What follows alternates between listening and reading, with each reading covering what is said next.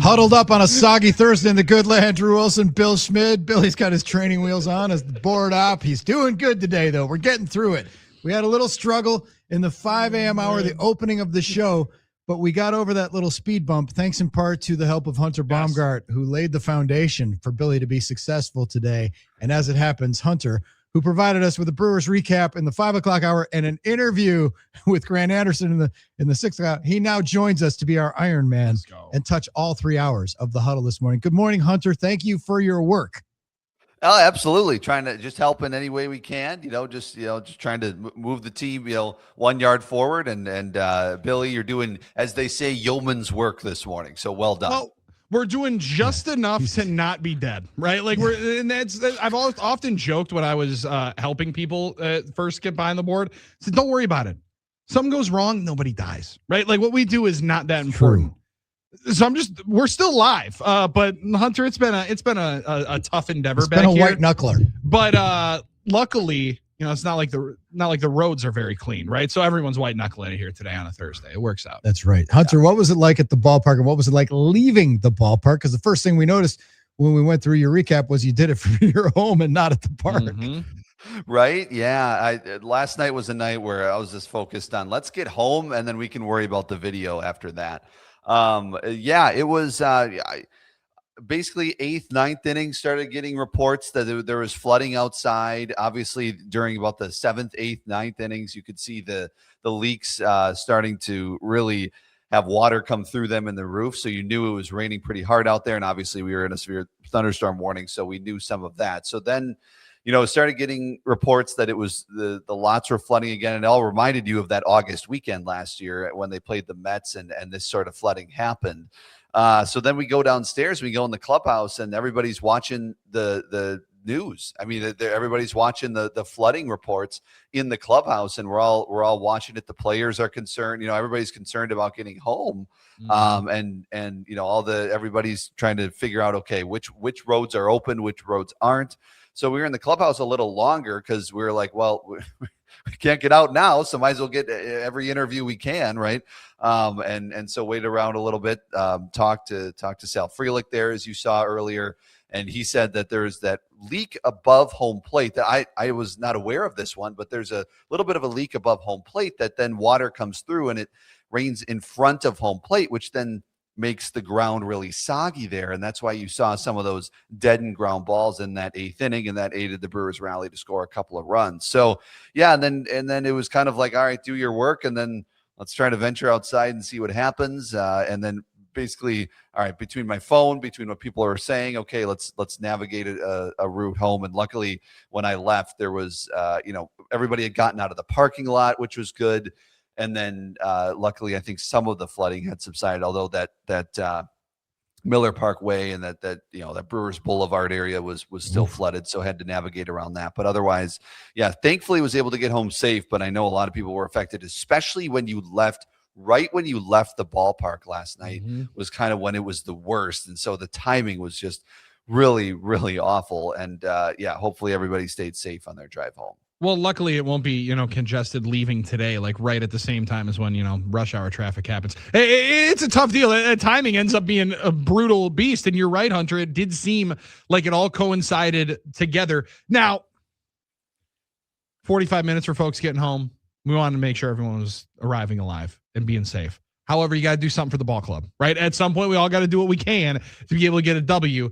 I'll take it if it meant that the rain was helping that 8th inning rally, because it did feel like it might have been forces outside of their own control. That seeing eye single from Contreras is a thing of beauty, partially done because of the pressure you put on, thinking and believing that there could be guys in motion there on a potential double steal at the moment. But feeling that moment and the tide turning in the ballpark, could you sense a little bit of maybe now some shackles are coming off and we're getting a little bit of confidence in the box? Yeah, I think so. Pat Murphy said it after the game, it felt like a month since they had gotten a ball to bounce their way. And they got a couple, obviously, balls to bounce in their way in that 8th inning and to take the lead. And then Abner Uribe was the guy chosen for the job. And Pat Murphy said, look, I knew Abner Uribe would get the job done. And then that's why I put him in that position. He said, it was interesting. He said with Trevor McGill in that ninth inning, he was like, I wasn't going to put him out there in that spot. He said he was up late the night before. So it would have been, Tuesday night trying to figure out what was going wrong. And then Murphy said he saw Trevor McGill yesterday and just looked at him. He's like, you are absolutely exhausted. So I think McGill had a very late night trying to figure this thing out on Tuesday night. So yeah, if you don't think these guys care after they make, mistakes and want to get better, you're definitely wrong. I mean, these guys are trying every single day. I know the offense is doing the same thing.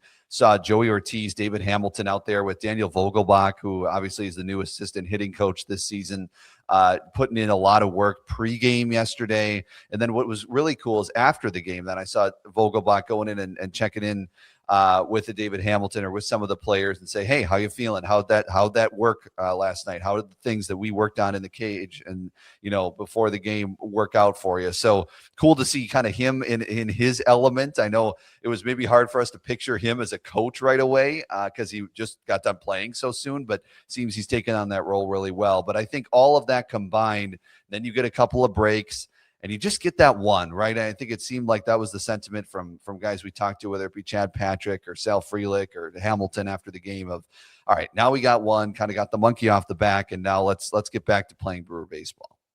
Hunter Baumgardt joining us here on the NicoletLaw.com talking text line and the stream for those of you on Facebook, X, and YouTube. Hunter's got a lot of fans with his youthful exuberance. Hunter, sweet haircut, by the way. No doubt. Chad Patrick, he inherited the number 39 from Corbin Burns, and he throws a cutter. It's not like Burns's cutter, which was a wipeout dominant pitch that he threw at like 95. His is a little lower in the velocity department, but he gets good movement on it, and it's a pitch that he's building around. I'm not comparing him to Corbin Burns yet, but there are some similarities, and even like in the way they talk and the way they kind of look and the number that they wear. But is he stepping into that role? Is he a guy to watch? Are you getting a feeling that he's starting to figure it out? It's not like he had a bad year last year going back and forth, but it seems like can be one of those anchors of the rotation. It does. It sounds like just the cutter was something that they worked on between his last outing when he came out of the bullpen and last night. And it sounds like that even took another step forward during those days. And Pat Murphy saying after the game that the pitching coaches said, yeah, this is taking another step. So if you want to let him go third time through the order, it might not be a bad idea. I mean, it's interesting. Patrick has not very often went third time through the order, and they've been a little concerned about doing that, but they did it last night, obviously with the bullpen depleted, but also with the efficiency with which Chad Patrick was going through, and also trusting that cutter and doing what he did last night with that pitch. And I think that's really encouraging, knowing that it seems something, improved throughout, within the 5 days or 4 days between outings for Chad Patrick. That led him to success last night. So that is a good sign moving forward. And look, he's arguably been your best starter so far. The ERA number definitely shows that. And one of your best pitchers. I mean, overall, would take bullpen into it as well, where he has just been very consistent. He's allowed some traffic in some times, but he's able to get out of those situations. And last night, that one run in the first inning, but then goes to the dugout after the first inning, and Pat Murphy pulls him aside and says, hey, we want you to just attack. Just trust your stuff and attack these guys. And the Blue Jays ended up being aggressive, and that led to being able to pitch to 2 outs in the 7th inning, which was huge for that bullpen. You get DL Hall, who comes in, who's been kind of sneaky good so far this season, and then Aaron Ashby with a scoreless inning, and then Abner Uribe the 9th. So that worked out really well pitching-wise, and it all starts with Chad Patrick. And like I said, he's arguably been your best starter so far through 3-4 starts. All right, you mentioned Uribe. I know Murph went, before the game. It's the 3-act play. There's the pregame, the game, and then the postgame. Murph tells you guys, we're going to go by committee and we're going to do it by matchups. It seems like Uribe might be the closer. I mean, last night was like to me, it's like kind of a springboard. Yeah. And I don't know even if he's available today or if he's going to get the call next, but it does seem like he's next in line to get the most chances, and it would be logical. And I don't know, Billy, you got to love the way the guy carries himself. I love his celebrations. I love his confidence. His attitude and moxie feels like a closer. It does. Right. And we've seen him in big leverage spots, and he hasn't shrunk from them. So, Hunter, what is your take? If we were to bet who's going to be the Brewers closer like tomorrow and going the next month, is it Uribe?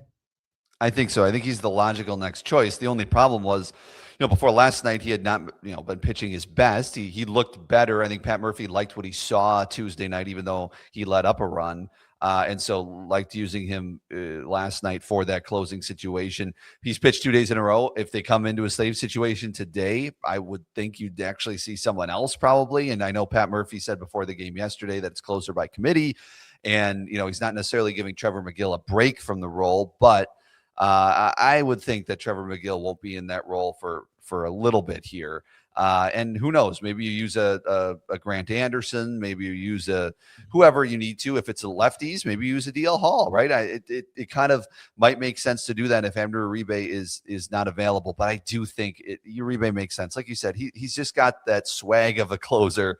And if he can get back to the form he was in last year, if he can see the form we saw last night, it's going to bode well for the Brewers because then they have that bona fide next option. The problem was when you were sitting there 2 nights ago and Trevor McGill blew that save, it's like, okay, but who else are you going to put in there right now? And you're kind of concerned, well, one of these guys is going to have to step up. I mean, whether it's Serpa, whether it's Uribe, one of these guys in your leverage spots has to step up, and Uribe did that last night. So I'm guessing that gained the confidence of his manager. He already had the confidence of his manager to put him in that role, but it puts you on another level if you're able to complete that save. So I would think so. If he's available, he's the guy, but you might see today, hey, if they're up 4-2 heading into the 9th inning, you might see a different guy just because he's pitched the last 2 nights. Yeah, he's going to be your guy, especially when you see kids customizing the 45 Uribe jerseys already at American Family Field. Hell, I saw a kid at Whitnell High School did the Uribe celebration after he closed out a game and rolling the dice on the mound. That's too good to be able to pass up. But Hunter, when you see other guys in the role and how they adjust to it, it's a different beast mentally, right? Like, so then we were discussing it yesterday, trying to figure out how do you soft launch McGill back in, because you can't put him right away in the 9th inning again. I would assume you don't want to put him in like a 7-2 ball game. Do you open him? Like, where do you think the role is in the time that you see Trevor McGill back on the mound? Yeah, I think I wouldn't be surprised if he doesn't pitch today, maybe even doesn't pitch tomorrow, just to kind of get a reset. They'll keep him on the roster and everything, but maybe this weekend against Miami he comes back, and I don't know. I wouldn't put it out of the realm of possibilities that he does pitch in like a 7-2 game. Last year when he came back from that injury, they were putting him in those kinds of spots, just low leverage, maybe a 7th inning here, a 6th inning here, just to kind of get him back and his feet wet. And I wonder if they do that here. And honestly, it might be the best scenario for him and for the Brewers to put him in a blowout type of game. If that sort of thing happens, because the Brewers just have not seemed to have many blowouts, and it felt like they didn't last year either. And Sal said last night to us, he's like, these 1-run games, it feels like we are coming out on the right side of them a lot through my tenure in Milwaukee. And lately it just hadn't been happening, which was strange. But yeah, I think if the blowout happens, I think you could see him there, because then you kind of can get a clear yourself mentally. Obviously, if you're looking to get him back into the closer role, eventually you're going to have to put him back in a leverage spot and slowly work there. But here for the exact time being, for the next week or so, yeah, maybe throw him in a blowout game, maybe throw in a 7th inning. It could be a closer game in the 7th inning. Maybe that's a time to do it. But it just, from what Pat Murphy said last night about how exhausted he looked and the work he's putting in and the place mentally, physically that he's in right now, I wouldn't be surprised if you see him in more of a blowout setting. On the way out here, Hunter, we saw Brandon Lockridge, or Breckenridge, as Murph calls him, make a great play. And then we found out after the game that he's been dealing with a hip thing. Is everybody in this team injured? What the hell? I know. Mizorowski's going to throw up on the mound? Dude, we can't have him going full Adrian Hauser. What is going We can't on? do that. What's in the water cooler there? Come on. And what is the status with Lockridge? Is this a serious thing, or what do you think? He's been dealing with it since the KC series, which would have been a week and 10 days ago, probably. I mean, I remember that's when I first remember hearing about it, was in that Kansas City series. And so, he's been dealing with it, but he's been playing through it. And that's maybe why you saw, a Luis Matos, the first game of this series, maybe Perkins at times, depending. But yeah, that's why you saw Perkins in center and Lockridge in left. I think that's why they're kind of keeping him out of center field right now, just so then that doesn't have to run as much. But he still made that great play last night, even with the hip injury. So yeah, and then you got like a Kyle Harrison who got drilled in the knee by Gary Sanchez. Well, it's not the knee that's hurting him; it's the wrist that he fell on when he fell. And so unfortunately, he's probably not going to make his next start and be pushed back. So he was, the rotation, the round of the rotation probably has him, in Miami on Friday, but I don't think that's going to happen, unfortunately. So yeah, it's just weird. Not going to go on the IL, according to Pat Murphy yesterday, for Kyle Harrison, but most likely not going to make his next scheduled start. So it's unbelievable. I mean, it's wild. Last year, obviously the pitchers were what we focused on, the decimation when it came to the pitching injuries. This year, it's a lot of offense, but also, yeah, boy, you have key contributors out on the offensive side, and the people are just banged up so far to start the season. So you don't love that when it's April 16th and knowing you got 4.5 months of the season left. 5. Sorry, right? do you? 5.5 months. Yeah, 5.5. Well, one of them. Once a month, but amongst friends in a baseball season. Do you think? Sorry, before we get out of here, I know we just said that. Do you think that would be a Drowan? Do you think that would be a Henderson potentially? Maybe a Robert Gasser would get the call, or do you think that they would try to take those innings in-house for the 13 pitchers they already got on the 26? Yeah, I wouldn't be surprised if you do see a Henderson. Then it becomes, okay, who do you send? I'd have to look. I haven't looked at who's been pitching and what order down in Nashville. I know Drowan pitched like 2 nights ago, so it might a couple be nights ago, so probably wouldn't be him. Yeah, probably. So that's probably too quick there. But yeah, maybe a Henderson. I know Gasser's still been working back a little bit from that bicep tricep soreness that he had. It didn't sound anything severe, but I don't know if they'd want to put him at the major league level quite yet. So yeah, maybe it is Logan Henderson if that schedule lines up. Otherwise, if you want to do a bullpen game and have Aaron Ashby pitch, that could be an option as well. Yeah, they'll throw him out because it's always an option. It's always an option for Aaron Ashby. Hunter, thanks for joining us in every segment of the show today. Thanks for your help with Billy, and we will chat with you again down the line. Absolutely. Thank you guys. And well done. You're doing, as I mentioned, yeoman's work this morning. Yeah. It's like, yo, man, Board what are you doing blown out there? up. That's what it is. Yo, man, what's the problem? Hunter Baumgardt, we'll be right back to close up shop. We'll wake and bake. It's the Huddle, Fox Sports Radio, Wisconsin.